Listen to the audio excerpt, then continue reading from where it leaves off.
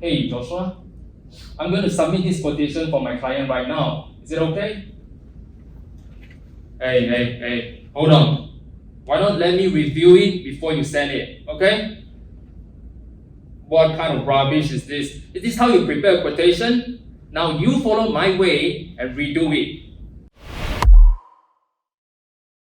Now that was my day-to-day routine as a regional sales leader. Basically, just to find fault with every single member of mine. Because I thought, as a leader, it's either my way or the highway.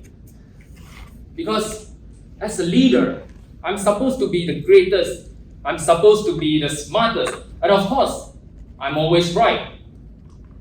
So whenever my members want to meet their clients, I will always lecture them. Teach them how you talk, and teach them how you sell. Because I thought they were really bad at it.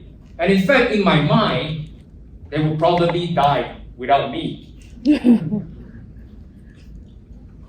Now, 14th February, it was supposed to be a great and romantic Valentine's Day.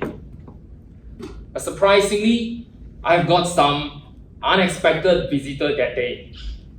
I could still remember that morning, my doorbell rang. And I opened up the door, it was 4 Cisco members wearing full sets of PPE, looking for me.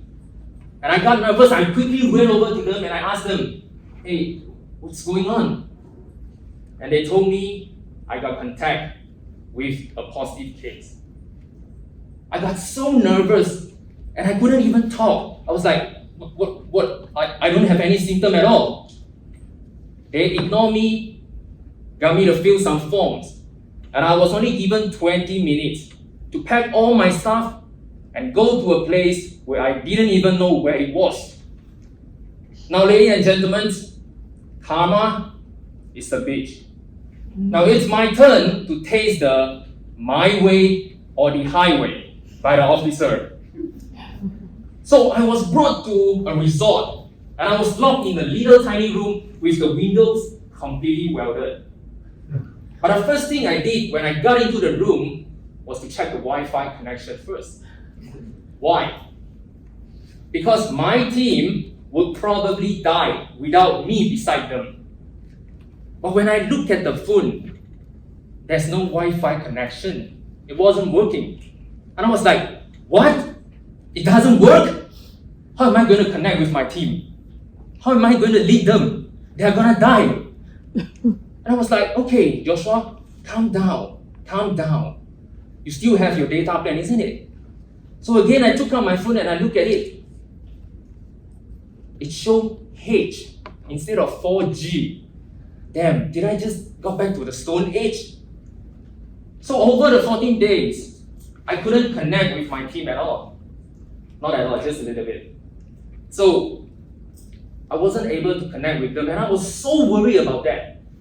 Thousands and thousands of images running across my mind, thinking that without me, those guys would probably fail all the tasks.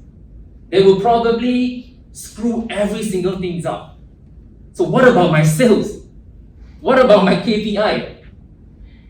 I'm going to lose my job this time. But what to do? I can only connect with them that much.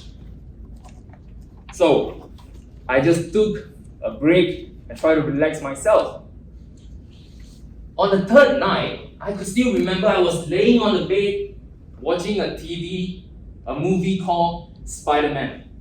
And how many of you are a Marvel fans, by the way? Show me your hand. Oh, that's a lot. So myself is a big fan of Spiderman. And I could still remember there was a scene where Uncle Ben told Spiderman, with great power comes great responsibility. And I was like, oh shit, of course I know. I'm the leader, man. I know exactly what I'm doing. I have the power. That's why I can control my teammate so that we are always on top of the game. But little did I know, that wasn't what Uncle Ben was trying to say. Days after days, finally 14 days has passed. I got up from the room and got to the smell of freedom. I immediately had a teleconference with my team just to see how bad the situation could be.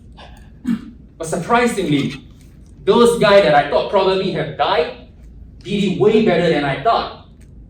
They managed to close 3 deals that I didn't manage to close for months. At the moment, I realized that those guys didn't die when I wasn't there. But in fact, they did it way better than when I was with them. I felt so embarrassed and I felt so guilty at the same time because I thought, as a leader, I failed. On my way back home, Uncle Ben's message appears in my mind again. With great power comes great responsibility. And perhaps I was wrong all this while. Ladies and gentlemen, with great power, it doesn't mean you have to be a control freak. With great power, it doesn't mean you have to micromanage your team. And it certainly doesn't mean that you have to have all the members to follow your way. Now, thanks to that unexpected incident, I have now a new responsibility as a leader. To give space for my members, to have trust in them, and as a team, together, everyone achieves more.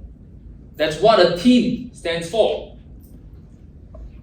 Now, I felt so relieved suddenly, and I had a great smile on my way back home.